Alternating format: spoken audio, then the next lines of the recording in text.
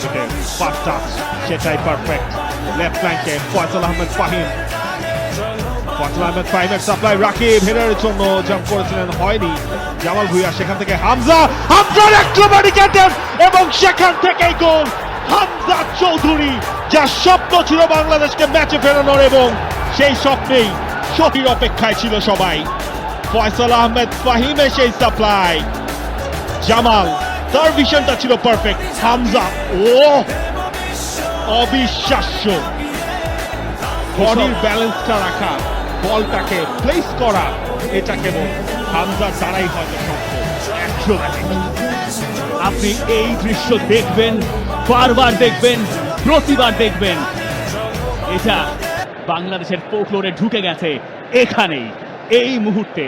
এবং এই মুহূর্তটা যারা মাঠে বসে দেখেছেন তারা মনে রাখবেন চিরকাল।